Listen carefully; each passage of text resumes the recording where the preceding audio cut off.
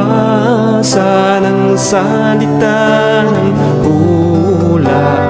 Mapalad ang nakikinig at tumutupad. Mapalad ang nahahapis at sila ay aaliwin. Mapalad ang nagugutom at sila ay bubusugin. Ang magtiis hanggang sa wakas, sila lamang ang maliligtas. Ang magtiis hanggang sa wakas, sila lamang ang siyang maliligtas. Lalaganap ang kasamaan at sila'y magkakanuluhan. Lilitaw ang mga bulaan dito sa sanlibutan. Makipot ang pintuan patungo sa kaligtasan. Malapad ang pintuan tungo sa kapahamakan.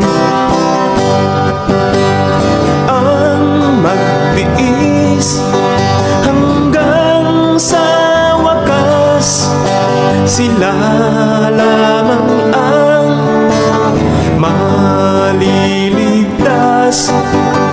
Ang magtiis hanggang sa wakas, sila lamang ang siyang maliligtas.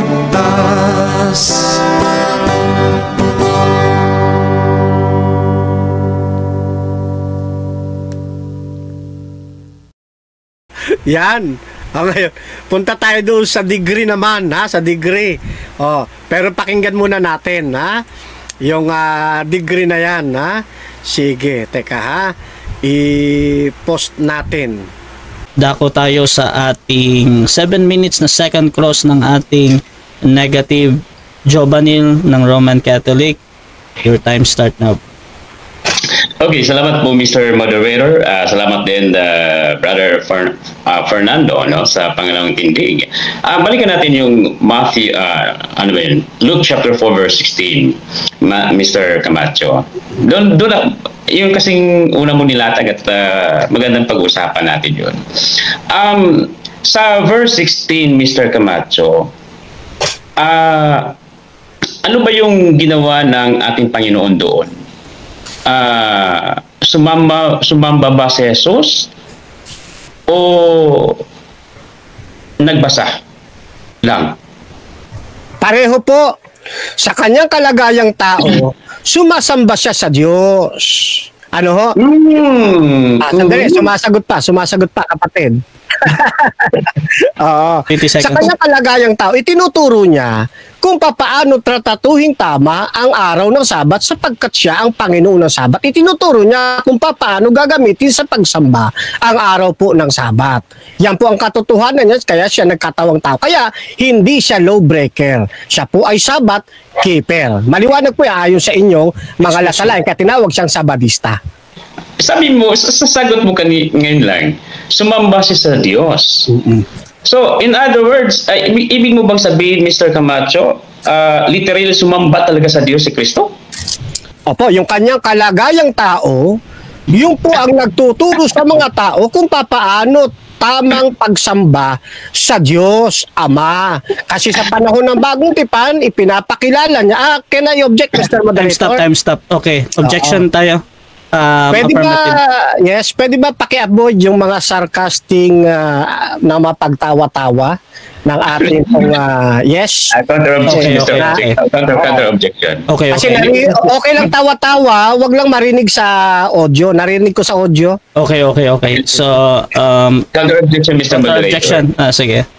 Hindi ko kasi maiwasan eh. Wag mo na lang pansin yun, Mr. Hindi, wag mo narinig sa audio. Wait lang. Tumawa ka. Wait lang, Bro Camacho. Okay na. Nakuha ko na sa'yo, ha. Bro Jobanil, ulit ano yung counter objection mo? Ang sa akin kasi Mr. Moderator, hindi ko kasi maiwasan na tumaway Okay. at magtawa. Okay. Kasi yun hindi naman kasi ako Okay Mr. na, bro. Moderator, hindi naman kasi ako Okay, bro, emotionally. sige. Okay na, bro. So, ganito. Okay. Ganito mga kapatid. Sa rules ko talaga pag mga ganyan, anything na nadidistract yung kabilang panig mga kapatid, ang gagawin ko lang talaga is to minimize that nakaka-distract bro Jobanil ba. So, Yeah. I hope maintindihan mo bro. Kung Yes. sabi naman Sorry, ni Camacho, pwede naman basta mag-mute ka lang muna at hindi madidinig kasi nadidistract siya habang nagtatanong nga. So, bro Camacho, proceed ka sa tanong mo bro. Tanong ba ako? Sabi ko. O, sige. Tanong. Okay. Ako na ba magtatanong na ako? Sumagot pa ba si Mr. Camacho?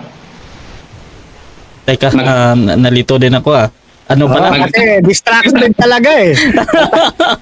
Di ba? Okay.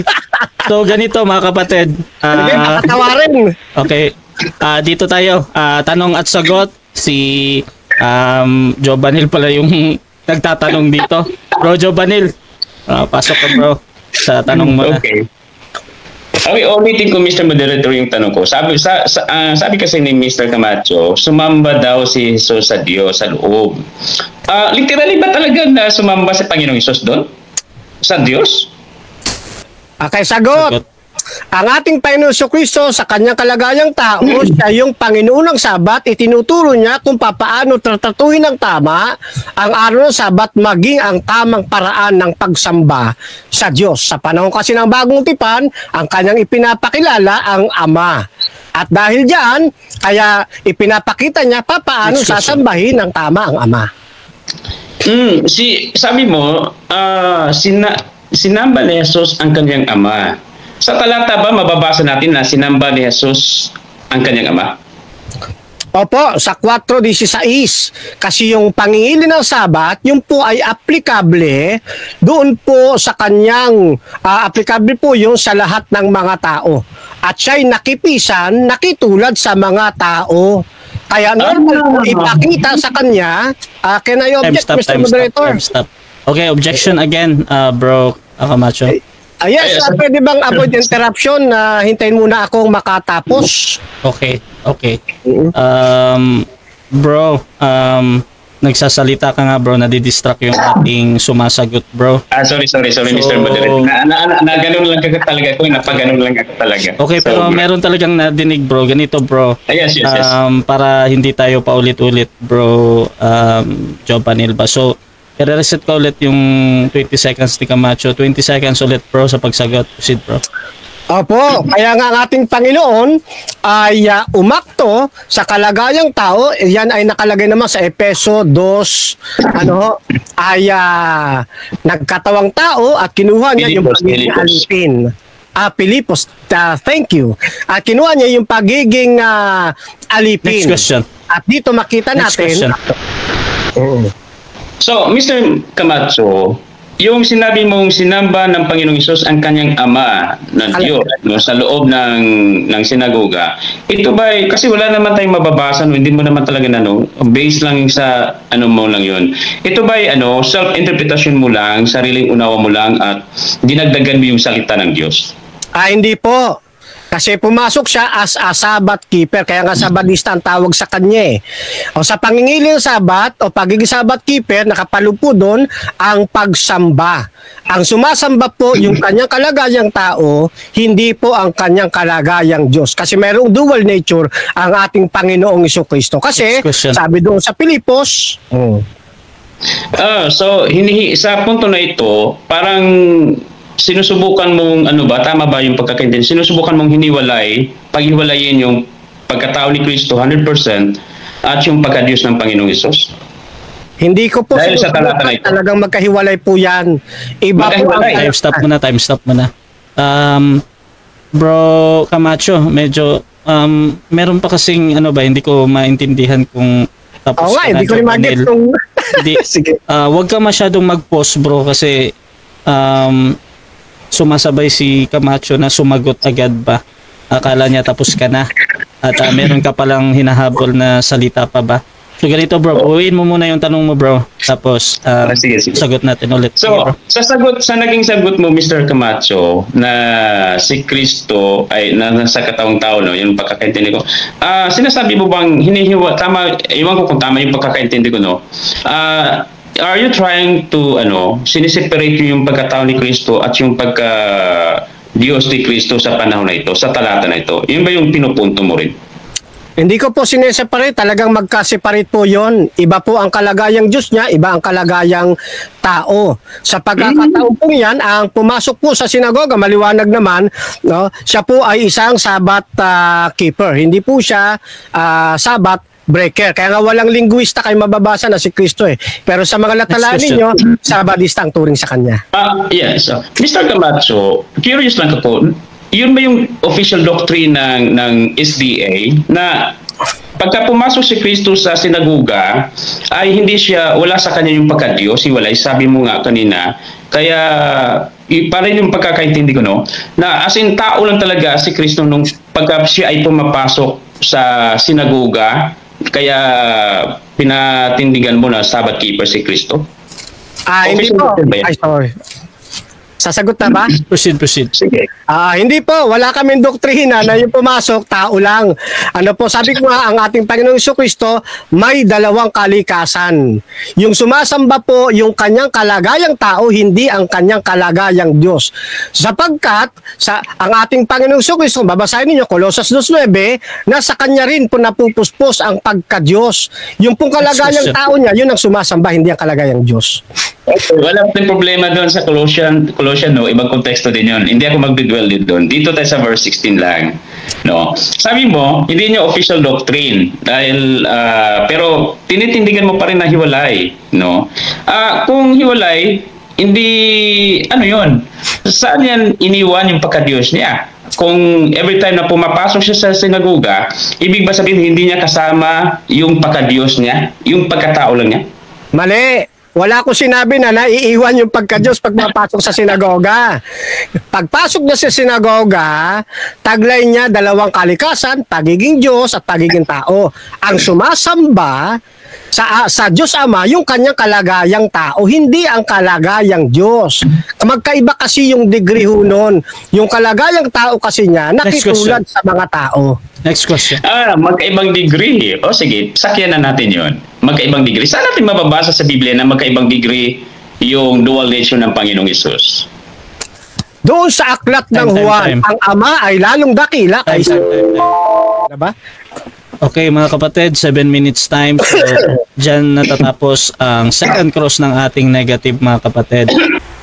Pangalawa, yung sinasabi niya na si Panginoong Hesus daw ay pagka pumapasok sa sinagoga, nagkaroon ng degree ang kanyang pagka-Diyos at ang kanyang pagkatao. Dito naman ay makikita natin na pinupuntusan ng atin pong mga kaibigan yung binanggit natin na degree ng kanyang kalagayang tao at ng kanyang kalagayang Diyos.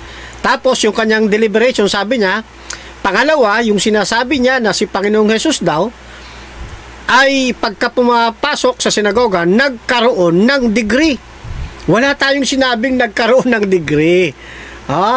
Ang sinasabi natin, magkaiba ang degree ng kalagayang tao ng ating Panginoong Jesucristo at ng kanyang kalagayang Diyos. Hindi natin sinasabi o wala tayong sinabi na nagkaroon ng degree. Magkaiba yun eh. Diba? Pag sinabing nagkaroon ng degree, dati walang degree. Tapos nagkaroon, Ayan. Kaya nananatili tayong nakatindig na talagang magkaiba ang degree o yung antas ng kalagayang tao at ng kalagayang Diyos ng ating Panginoon Jesucristo. Sapagkat siya nga ay merong dual nature. Ano po? Yan. Ngayon, para maunawaan ng atin pong mga kababayan, yung ating pong sinasabi na ito o nadala ng ating deliberation ay ginamit natin yung certain degree para ipakita na talagang magkaiba yung kalagayang tao at kalagayang Diyos ng atin pong Panginoong Jesucristo. Dito sa isang talata, yan, ng Juan 14:28, ito yung ginamit ko na hindi lang na ituloy. Ano ho? Pansinin ninyo. Narinig ninyo kung paano sinasabi ko sa inyo, papanaw ako at paririto ako sa inyo. Alin po yung nagsasalita dyan? Alin yung pinaiiral niya? Alin yung nangungusap? Yung kanyang kalagayang tao. Ha? Ano sabi? Narinig ninyo kung paano sinasabi ko sa inyo, papanaw ako. Kasi yung kanyang kalagayang Diyos, hindi naman pumapanaw yun Hindi naman namamatay yun Ang Diyos hindi namamatay kailanman. Ha? Kaya yung nagsasalita rito, yung kanyang ikalawang kalikasan, kalikasang pumapanaw, yun yung katawang laman. Narinig ninyo kung paano sinasabi ko sa inyo, papanaw ako at paririto ako sa inyo. Kung ako'y inyong iniibig, kayo'y mga gagalak. Dahil sa ako'y pasa sa Ama, sapagkat ang Ama ay lalong dakila kaysa akin. Yun. So makikita ninyo dito, sa kalagayan niyang tao, ang Ama lalong dakila kaysa akin. Tandaan ninyo, ang nagsasalita po rito, yung katawang papanaw na siyang aakyat sa Ama. Yan. Na yung papanaw na yan, na nagsasalita sa talatang ito, ang nagsasabi ring ang Ama ay lalong dakila kaysa akin. Yon. Ngayon, sa isang talata naman ng Pilipos, Kapitulo 2, talatang 6 hanggang 9, ganito naman ang atin pong mababasa. Na siya, bagamat nasaan yung Diyos, ay hindi niya inaring isang bagay na nararapat panangnan ang pagkapantay niya sa Diyos. Ano daw po? Ang pinag-uusapan naman dito, yung kanyang kalagayang Diyos. Sa talatang 6, na siya, bagamat nasaan yung Diyos, hindi niya inaring isang bagay na panangnan ang pagkapantay niya sa Diyos. Ayun. Ibig sabihin, pagdating sa kalagayang Diyos, pantay sila ng Ama. Sa kalagayang tao ng ating Panginoong Jesucristo, mas dakila ang Ama. Nasusundan ninyo mga kapatid? Sa kalagayan niyang tao, mas dakila ang Ama. Pero sa kalagayan niyang Diyos, kapantay niya ang Ama. Ayan. Ulit ang basa. Na siya, bagamat nasaan yung Diyos, ay hindi niya inaring isang bagay na panangnan ang pagkapantay niya sa Diyos. Ang tinutukoy ng Diyos po yan, ang Ama. 7. Kundi bagko sinubad niya ito at nag-anyong alipin na nakitulad sa mga tao, palibhasa'y nasumpungan sa anyong tao. Siya'y nagpakababa sa kanyang sarili. Kaya pala higit na dakilang Ama sa kanya. Kasi nakitulad sa mga tao, nagkatawang tao nagpakababa sa kanyang sarili. Na nagmasunuri na hanggang saan? Sa kamatayan. Oo, sa kamatayan sa krus. Kaya ano? Kaya siya naman ay pinakadakila ng Diyos at siya'y binigyan ng pangalong lalo sa lahat ng pangalan. Nakita niya mga kapatid? Magkaiba talaga degree ng kalagayang tao niya, kalagayang Diyos Sa kalagayang Diyos, pantay sila ng Ama. Sa kalagayang tao, masigit na dakila ang Ama. Oh, di ba? Oh, magkaiba talaga Oh, sa pantalata. Pakatalastasin nga ng buong angka ni Israel na ginawa ng Diyos na Panginoon at Kristo itong Jesus na inyong ipinako sa krus. Ano daw po? Alamin nga ninyo, sabi, pakatalastasin nga ng buong angka ni Israel. Ginawa ng Diyos, sinong Diyos yan? Ang Ama. Na ginawa ng Diyos Ama na Panginoon at Kristo itong si Jesus. Alin ang ginawang Kristo? Alin ang ginawang Panginoon at Kristo? Sa ating Panginoon Jesucristo. Di yung kanyang kalagayang laman, malinaw sa talata ginawa ng Diyos na Panginoon at Kristo itong si Jesus na inyong ipinako sa krus. Alin ba ang ipinako sa krus? yung kanyang kalagayang laman. Yun ang ginawang Panginoon at Kristo ng Diyos Ama. Ang kalagayang Diyos ng ating Panginoon, hindi nagagawa yung Panginoon yon sapagkat Panginoon na yon sa mulat mula pa. Oh, yan ang pinagkaiba niyan. Ang pagka-Panginoon ng kalagayang Diyos ng ating Panginoong Hesus, wala hong pasimula. Pero yung pagka-Panginoon ng ating Panginoong Hesus sa kanyang kalagayang laman, may pasimula. Yun yung ginawang Panginoon. Kaya magkaiba talaga ang degree ng dalawa niyang kalikasan. Oh? Sana po hindi kayo nalilito sa bagay po na yan. Oh? Kaya nga doon sa Pedro siya'y pinatay sa laman. Alin yung pinatay? Yung laman. Oh. Kasi ang pagka-Diyos hindi yun namamatay. Kaya ang ginawang Panginoon at Kristo, yung kanyang kalagayang laman. Oh, nasusundan po ninyo?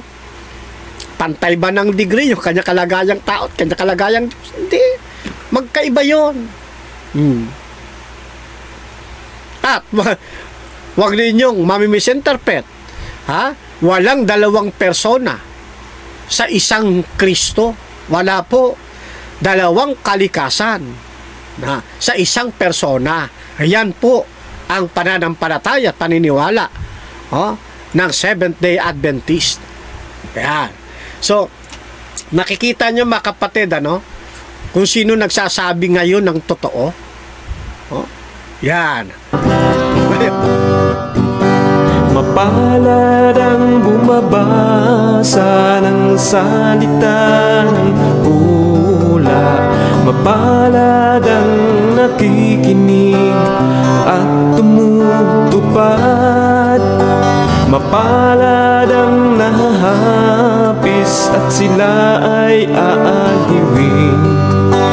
Mapalad ang nagugutom at sila ay bubusugin. Ang magtiis hanggang sa wakas, sila lamang ang maliligtas. Ang magtiis hanggang sa wakas, sila lamang ang siyang maliligtas. Lalaganap ang kasamaan at sila'y magkakanuluhan. Lilitaw ang mga bulaan dito sa sanlibutan. Magkipot ang pintuan patungo sa kaligtasan. Malapad ang pintuan tungo sa kapahamakan. Ang magtiis hanggang sa wakas, sila lamang ang maliligtas. Ang magtiis hanggang sa wakas, sila lamang ang siyang